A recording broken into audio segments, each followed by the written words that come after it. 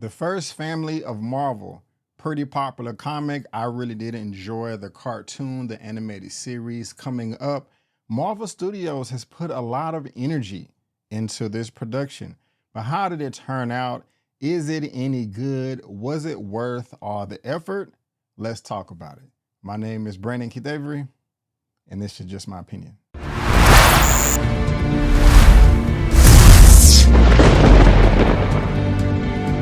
The Fantastic Four First Steps, something I was really looking forward to. This film is coming in at 1 hour and 55 minutes, being described as space science fiction, superhero action adventure science fiction. This is being directed by Mr. Max Chapman. This is what the gentleman looks like right here. And if we scroll down and look at his filmography, we know that he did direct WandaVision, which was the first Disney Plus show.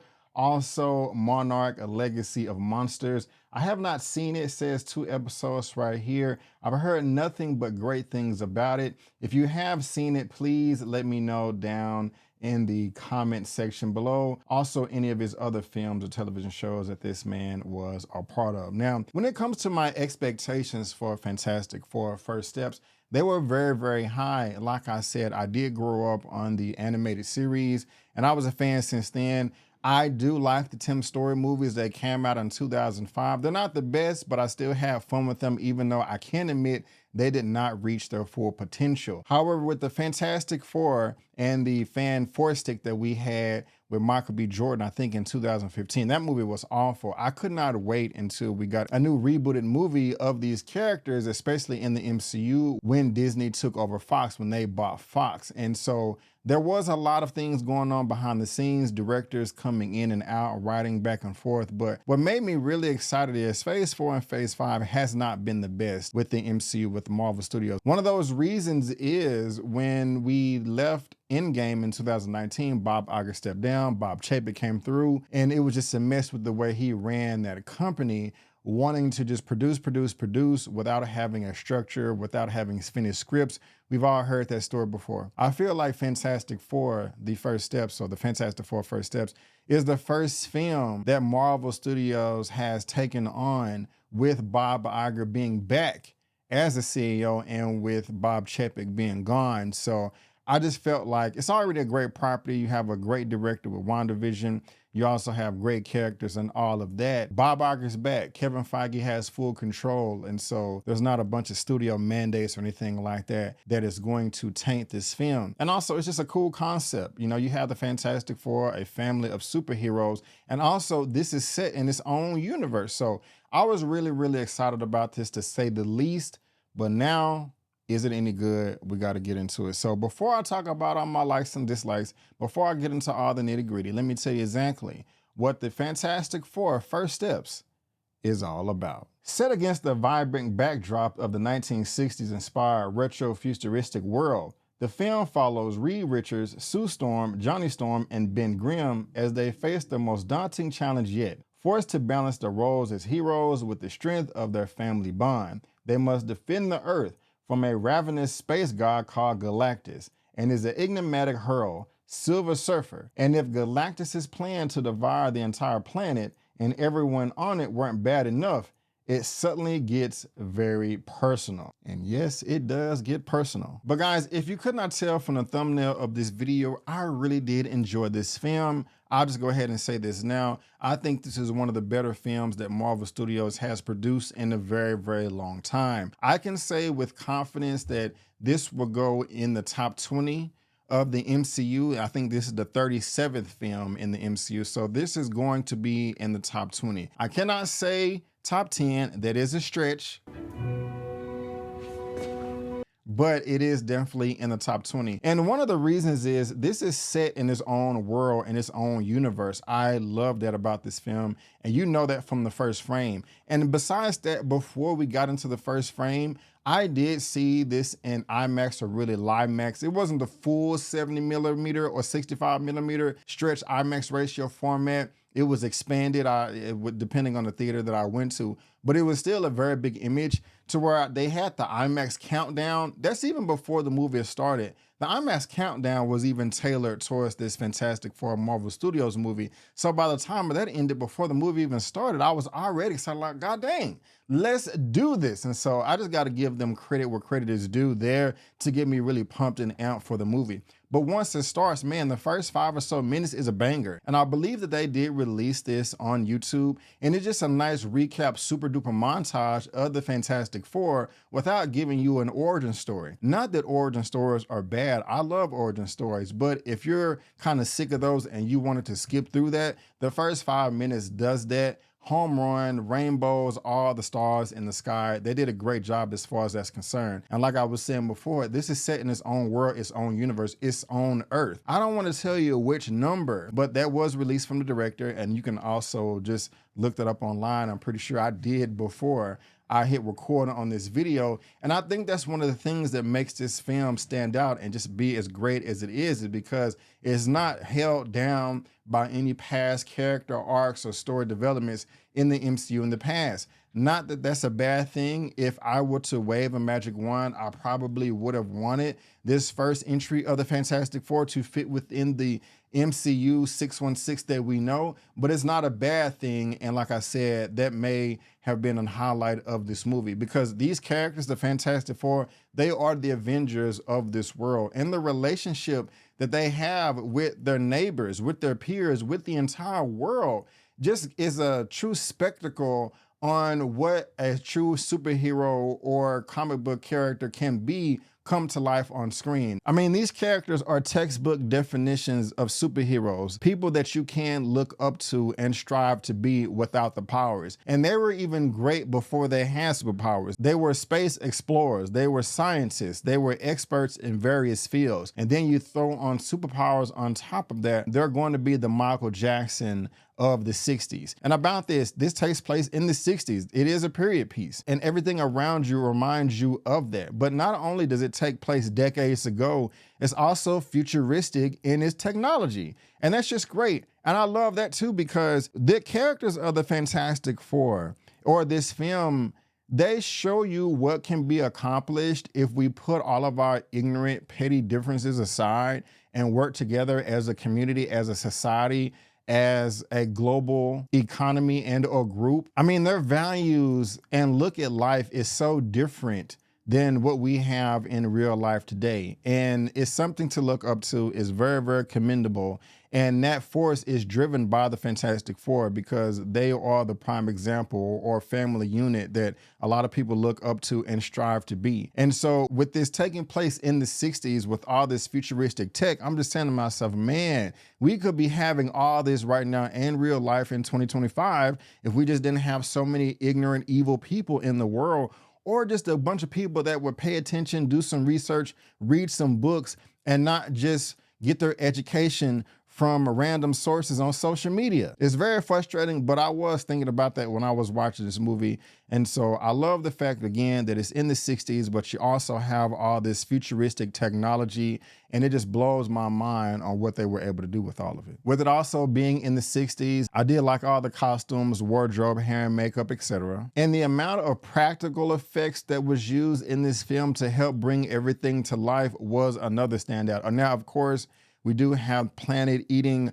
godlike creatures in this film like Galactus, and they're in space, and of course all of that is CGI, but you can tell they wanted to be as practical as they possibly could be with some of these shots on Earth, just to help bring everything to life, like I said, and make it that much more realistic. But when we get down to the Fantastic Four, Reed Richards, Sue Storm, Ben Grimm the Thing, Johnny Storm the Human Torch, you love every one of them from the first moment you see them. It truly feels like a family. Nothing is forced. I mean, these characters have been around each other for a very, very long time. These are not just co-workers. These are not just the Avengers that came together because they were in a dire situation and it made sense. Like, okay, the world is gonna be taken over if we don't band together. I know we're different, but hey, can we team up right now? No. These characters in this film, the Fantastic Four, they have been friends since they was children, or siblings, or related since they was children. They have been friends and colleagues since college, since they was teenagers, and now they're adults to young adults. And that relationship is strong. There is a bond there. There is a chemistry between these characters.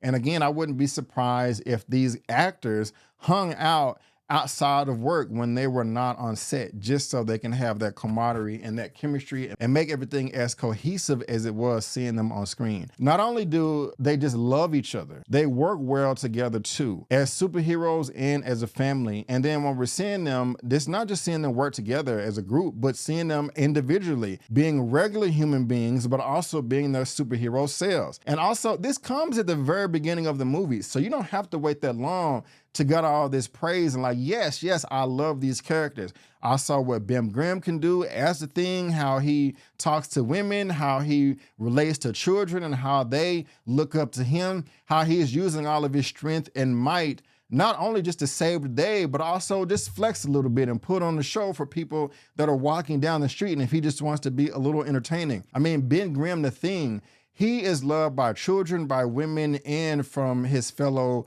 male colleagues on the street that enjoy him on the show. Like, hey, can we hear you say, that's clobbering time. It's just nice to see characters love these characters as much as I do. And I just met them 5 minutes ago when the characters in the movie have been knowing them for a number of years now. I'm not too familiar with Eben Moss-Bachrach, but I am now. I'm a fan of his work. And anytime I see him pop up in any other trailer or promotional material for a movie or television show, I'm going to at least look at it to see if it's something that I'm interested in. I've been a fan of Pedro Pascal. He does great in this too. I won't say how great he is. I mean, everybody knows that he's a great actor. No shade of me not wanting to give him any attention in this review, but in my opinion, it just kind of goes without saying that he did a hell of a great job in this film. And I don't think that he was just playing Pedro Pascal and Pedro Pascal. I mean, it's Pedro Pascal, but he was also Mr. Fantastic. That nerdiness, that character flaw where he's always blaming himself and thinks that everything wrong is his responsibility. I do like that about his character from me growing up, and that was all over this film, something else I did appreciate as a fan. Johnny Storm, I liked him overall, and I am mixed with him, and I'll get to the negative part later on in this review, but for the most part, I did like him.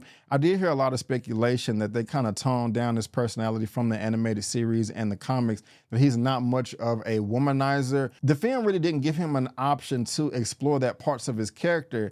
They did slightly, and it didn't seem like a detour from the character that we know and love. So I don't really know where those complaints are coming from. I think it's just projection or haters online that just want to say that everything is woke. But that wasn't the case. I liked his powers. I liked him as a character. He was a great brother to Sue. And of course, we got to talk about her. She was a real standout. Now, I'll save that part for later. And I don't want to say it's negative, but it's just questionable about her character. And there was also speculation that she's taking over Reed Richards as the leader in this film. No, she had a leading role, but it was warranted. Everybody in this family, this dynamic, had an important role to play. She had hers, and she played it to the fullest. And I didn't think that she was taking over or bogarting anyone or shunning her husband, Mr. Fantastic, Reed Richards. I don't think that's the case at all. She's a mother. She gave birth to Franklin Richards in this. Putting myself in her shoes, I understood every place that she was coming from. I was able to sympathize with her character. And Vanessa Kirby was Napoleon, and I did not like that film at all, and also a Mission Impossible, and that was pretty decent. She was much better in this film as well. I mean, the Fantastic Four were just great overall. Not just as people, like I said before, but them as also the Fantastic Four. And then the way that they used their powers when they were in the middle of a fight, when they were thrown down, when they were in danger, not just as a group, but also as individuals, you cannot complain at all. This was one of the best displays of powers and abilities in a Marvel Studios film that I've seen in a while. I also like the display of powers and abilities in Eternals, and that was just a bit more because it was more characters. But even in the first 5 minutes, which I've been gushing about at least 3 or 4 times in this video, I mean, they let you know what these characters can do, what their limits are, how high they can go, how low, especially when it comes to the Human Torch. I saw him doing some stuff with the flames. I was like, I did not know that he can do that. Wow, I'm gonna have to look that up. It was nice. I really did enjoy it, and you will too. And I also really do like the display of morals that they showcase in this film too. When you're in a panic and feel like you have nowhere to turn, nowhere to run, and you're trapped in a corner? Will you really extend a loving helping hand to help your neighbor, or just throw them under the bus for your own survival? There was a theme of that in this film that I really did like, I really did appreciate. I really did understand both sides of this dilemma. If I put myself in the shoes of the general public, this seems like not a big sacrifice to save the world. But if I were to put myself in Sue Storm's position, talking about Franklin Richards, I really can understand her position too. I see both sides, and the way that they were able to come to a common ground was a true highlight in the film, and just also goes to show why these characters, why these heroes are looked up to so much in this film. To me, that just shows great writing and attention to detail when you're trying to flesh out these characters and also give us somebody that we can relate to and sympathize with. Because if we just lose our sense of humanity and love for our neighbor, I mean, society would just come crashing down. There was a chance for that to happen in this film, but like I said, because of the Fantastic Four being a great shining example of what we should strive to be, that did not happen. So they are needed in this society just for our survival, it seems like. The music in this film was dope as hell. The composition, the score by Michael Giacchino. He's been the composer for a number of Marvel films, but for me, this time it stood out a lot more. Fantastic! I liked it, the whole thing. Whole thing was nice. And oh my gosh, I am a big fan of astrophysicist Dr. Neil deGrasse Tyson. I cannot wait for him to see this movie and also for him to give his commentary on all of it. I cannot wait. I'm looking more forward to that than I was looking forward to this movie, because these are space explorers. They go into space. They got to talk to Galactus, who we're going to be talking about in a second. But just some of the concepts when it comes to the universe and black holes and space exploration itself, gravity, Einstein, going faster than the speed of light or trying to speed up to the speed of light, and everything in between, wormholes. Oh my gosh, this is a nerd geekgasm. And I was just like smiling ear to ear watching this movie when they were exploring all of these details. So I enjoyed it from that standpoint. It just makes me want to learn more. I don't know about going into space, that's quite crazy. But man, it was a bunch of fun, and I can't wait to hear Neil deGrasse Tyson talks about this. It was just that much to unpack. Of course, we gotta talk about Galactus. He was dope as hell. I love Galactus. He is one of the greatest villains that the MCU has ever had. His presence was felt, his presence was known. He is not anyone to be messed with. I mean, super duper powerful guy. I want to see Galactus as much as possible. He was much, much better than the Space Cloud that we got in the Tim Story version. I love you, Tim Story, but this version was better. He was up there with the Celestials that we saw in the Eternals a number of years ago, even as good or greater. And the Silver Surfer was cool too, as Shala Ball, okay? This is his own universe. It's not Norrin Red, the male Silver Surfer. We may see that when it comes out to the MCU. We just don't know yet, but I really did like the Silver Surfer. I like Galactus. I thought all that was super duper dope. Now, guys, those are the things that I really did like about the film. Now let me transition to some things that really did not work out for me. One of the things is the pacing. This movie is 1 hour and 55 minutes, but there was too many times to where the tone, or the mood at least, would rev up. And then when you think it's just gonna kind of plateau there, it kind of just dies back down. And that happened at least 3 or 4 times. Like the first 5 or 10 minutes of this film was great. And then it just kind of lulls out, and I'm like, okay, I need something interesting to happen. And then the Silver Surfer shows up. You're at the edge of your seat. You're like, oh my gosh, the Silver Surfer's here. She drops those bars that she did in the trailer. I herald the ending. I herald Galactus out. It was dope. But after she leaves, it kind of just lulls out and dies again. But then at Fantastic Four, they go to space and they go to try to talk to Galactus. So they do all their things. Then after that, it just kind of dies down again. And then it happened another time where I'm just like, okay, this is kind of getting annoying. I just kind of want like a consistent pace here. You know, I don't want to go as far as saying there was a number of boring moments, but it was just a kind of a roller coaster, revving up and revving down, speeding up and slowing down. And I didn't like that. I kind of just wanted a bit more consistency. Something else that I really didn't care for is the comedy in this film coming from the Human Torch.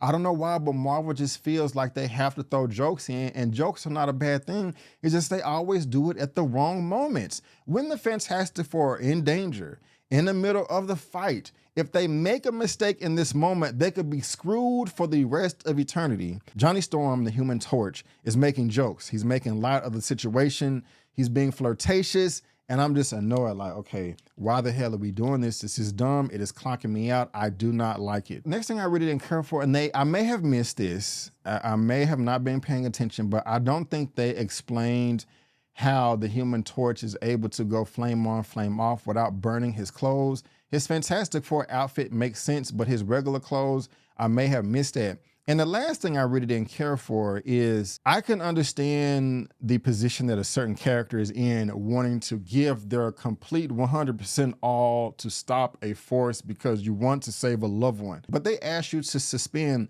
your disbelief a bit too much for me when you had one character versus another. And I'm just like, whoa, that's a large pill to swallow. I mean, I know you're strong, but this is Galactus.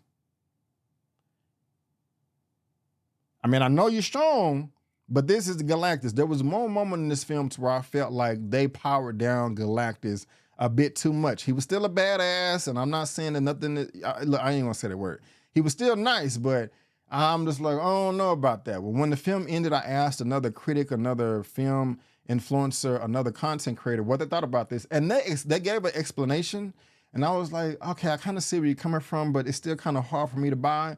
But guys, other than that, the film was great. I really did enjoy it, and I want to see this again in theaters. I want to buy it on Blu-ray 4K, and this is one of the better films in the Marvel Cinematic Universe, in the MCU. So not wasting any of your time, if I had to rate The Fantastic Four, The First Steps, out of a 1 out of 10, I'm going to give it a solid 8 out of 10, a solid 8 out of 10. After I think about it or see it one more time, I may give it an 8.5 out of 10. But guys, again, I may do a spoilers review, so subscribe and come back to that. Leave a thumbs up, share the video, leave a comment, and like I said, subscribe and follow me on Instagram and TikTok at JustMyOpinion84. Guys, again, I want to thank you so much for tuning in. And before you go, don't forget, I'm Ben Avery. That's just my opinion. Peace, and I'll see you next time.